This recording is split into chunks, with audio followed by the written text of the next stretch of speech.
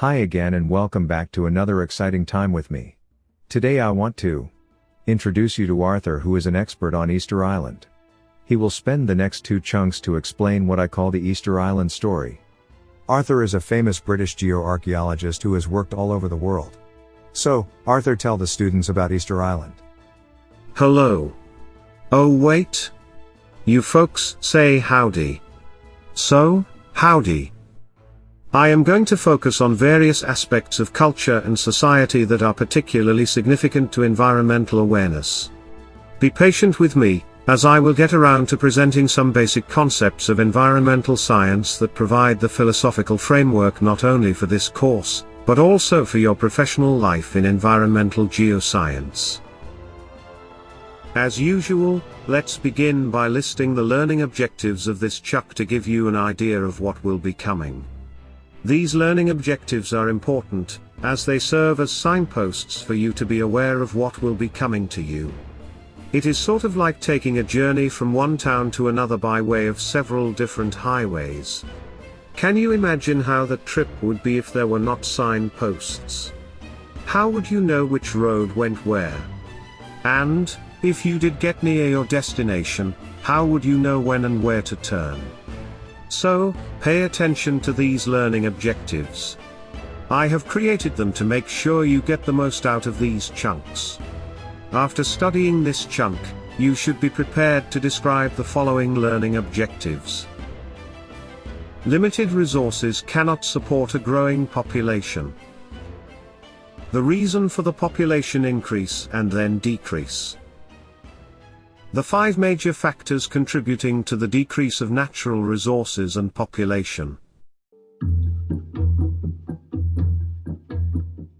In the classes that I have taught over the years, I have always used a short case study of Easter Island as an introduction to environmental problems. I used this case study to show what can happen when society misuses the land.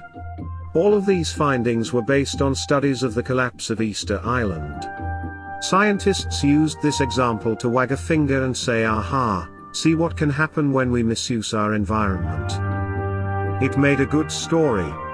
Trouble is, it turns out not to be so correct.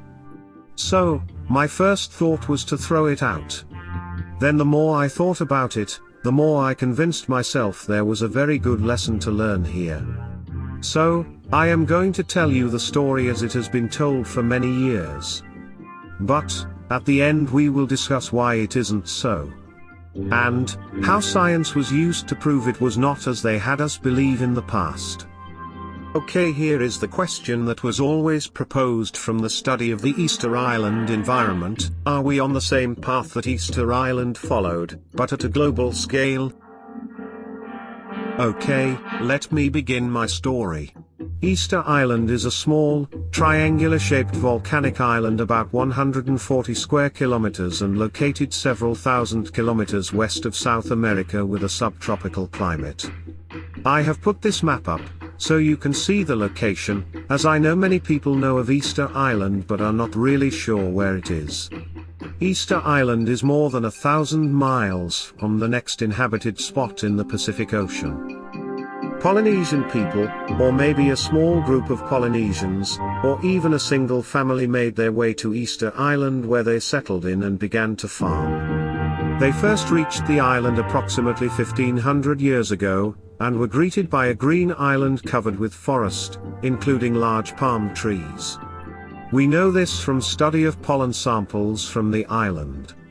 These new settlers were farmers, practicing slash and burn agriculture, so they burned down woods, opened spaces, and began to multiply.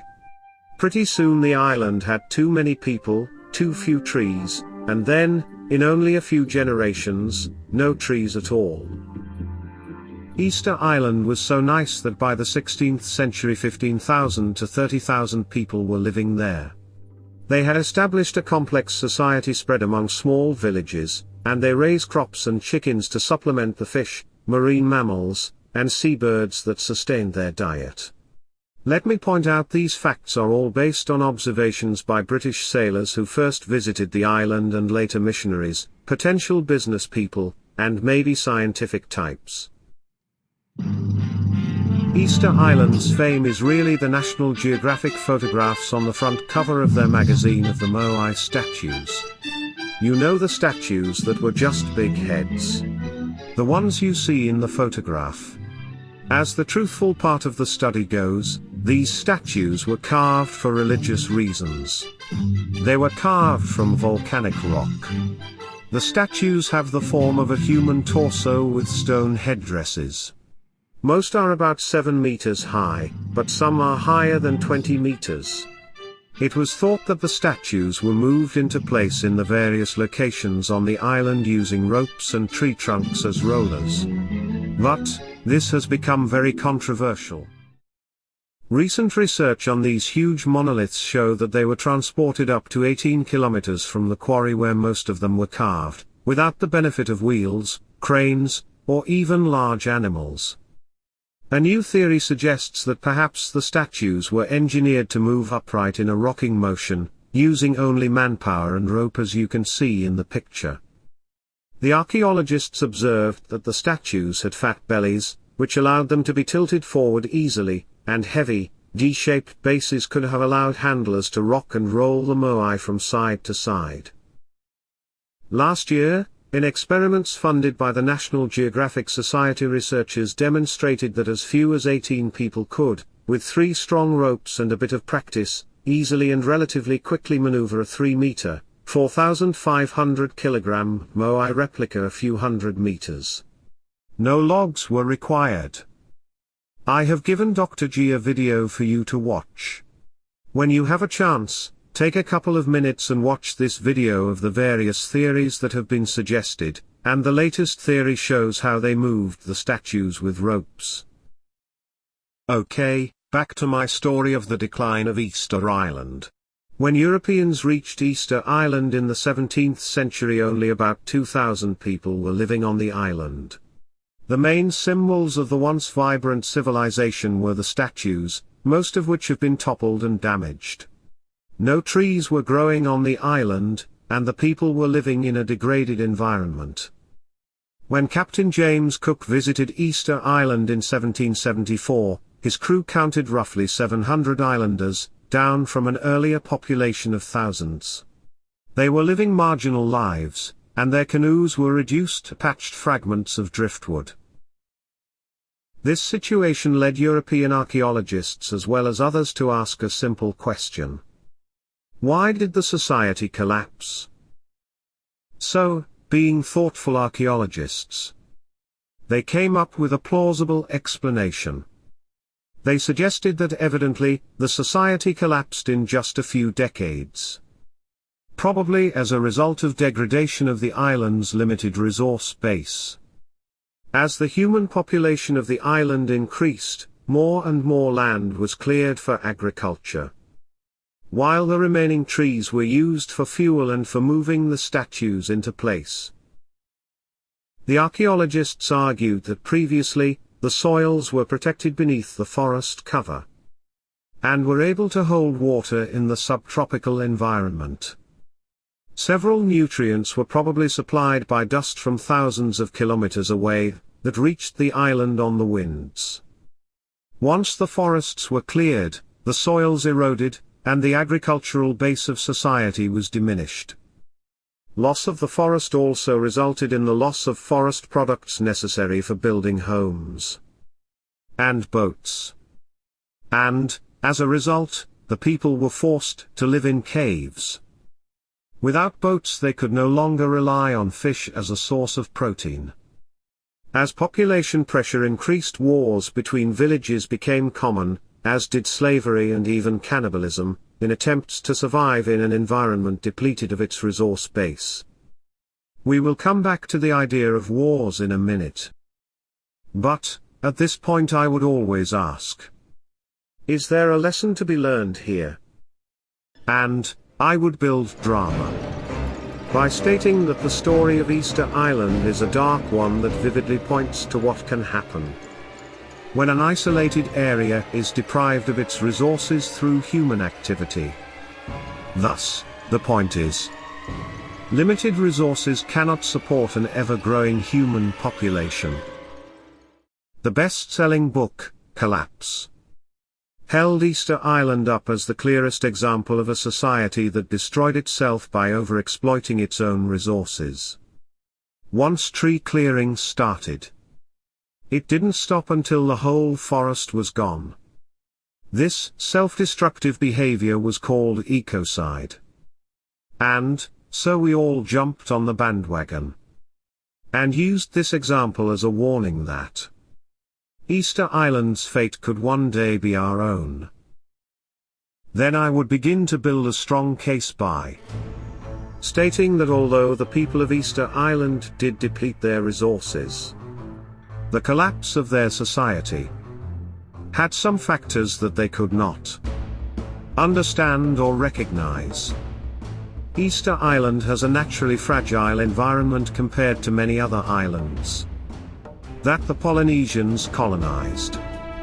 And, from this account, the lesson of Easter Island became: don't you dare abuse the plants and animals around you. Because if you do, you will. In fact, all of us will go down together. The archaeologists came up with numerous factors to account for the decline. The major factors were: the island is small and very isolated. The inhabitants couldn't expect help in hard times from neighboring islands.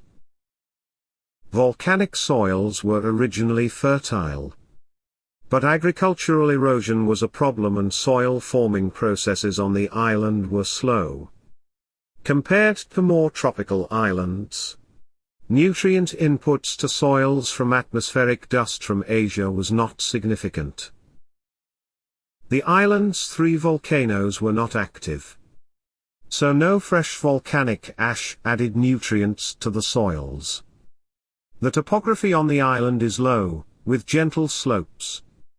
No steep, high mountains that generate clouds, rain, and runoff that would nourish lowlands were present. With the subtropical climate of 80 centimeters of annual rainfall, there was sufficient rainfall, but the water quickly infiltrated through the soil into porous volcanic rock. There are no coral reefs at Easter Island to provide abundant marine resources. A nice, simple story. But, yet as scientists began to dig deeper into the facts, many things did not fit the facts. These people were starving. Yet, they managed to carve almost 1,000 enormous statues with giant, hollow-eyed, gaunt faces, and weighing up to 6,800 kilograms each. The statues faced not outward, not to the sea, but inward, toward the now empty, denuded landscape. When Captain Cook saw them, many of these moai had been toppled and lay face down, in abject defeat. Okay, that's the story we all know. The collapse story. But, the new one is very different. Okay, let's stop here and review what we have learned so far. The learning objectives for this chunk are: limited resources cannot support a growing population. The reason for the population increase and then decrease. The 5 major factors contributing to the decrease of natural resources and population. Hear that music? Dr. G said I needed to add it to my presentation, so everyone would know that we have reached end of this chunk. We will continue this story in the next chunk. See you then.